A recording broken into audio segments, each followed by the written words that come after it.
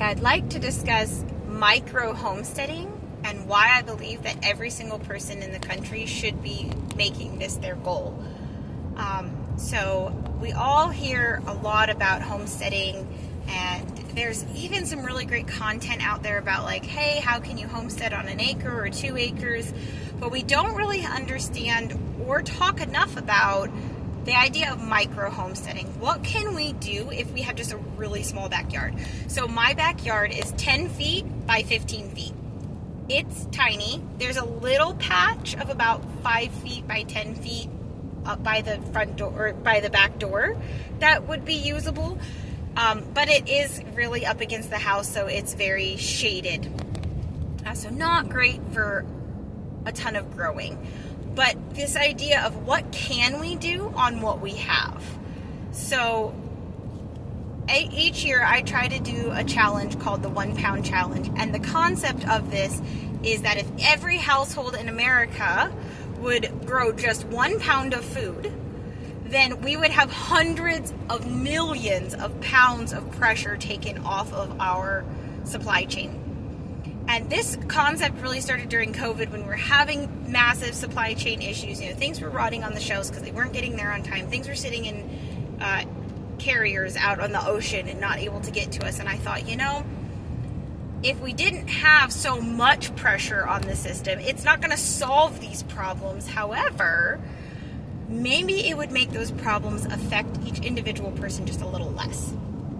And so, my little 1 pound that I grew that year of tomatoes and green beans didn't really feed my family, but had everybody done that, then there would have been, that was 1 less pound of green beans that I took from the store that another family did. That may also help us in general lower our food prices if there's hundreds of millions of pounds of pressure taken off, hundreds of millions of pounds of food sitting on the shelves that we don't need to take. Naturally, supply is now up, demand is down some, and prices go down. And so these things can still make a massive effect on our supply chain, on our local economy, on our personal budgets. It can absolutely still make a huge difference, even if we're not, producing 50 to 100% of our own calories. So I want to really dig deep into what can you do. Do you have a balcony where you can grow herbs? Do you have a place in your house where you can put a tomato plant? Do you have an area, a closet or something where maybe you could grow some mushrooms? What do you have in your space that you could utilize for production, not just storage? I know that my little backyard, if I even just took a little 5 by 10 plot, I could grow enough tomatoes for our family for a year and can those. I could grow enough green beans for at least a season. I know that I could probably even get some bees going. I could use the mason jar method and get some honeycomb and maybe even start a very small colony of bees. Would I get enough of anything to last me for a full year? No, I wouldn't. I would not be able to. However, I could get enough to help me learn. And I could take those skills onto a much larger homestead, maybe several acres or more, when I get to that point.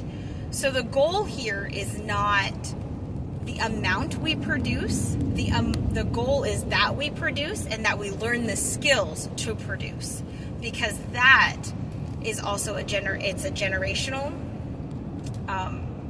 it's a positive generational direction. It brings back the skills that we've lost through, our ability to consume from a store. And it also allows us to take some pressure off of the main system, which just helps everybody. That's just going to be able to help everyone. We've all been into the store and we've seen the outrageous food prices. And I know that if those food prices were just a little bit lower, it would help everybody. So I believe strongly that micro-homesteading is something that every person in the United States should be striving for. In the 1940s, these were called victory gardens, and I think that this concept needs to be brought back in full strength. Please, in the comments, share with me how you are micro-homesteading this week, and I will hopefully be able to do a garden update. It's a very sad-looking garden. I have a very sad-looking garden, but I'm going to give an update anyway because it's production. I was able to make a full bowl of pico de gallo out of my garden. I still have a few tomatoes growing on the vine. I'm able to harvest just a tiny amount of herbs. Like, it is production. There is production happening in my backyard, and so I will show that at some point.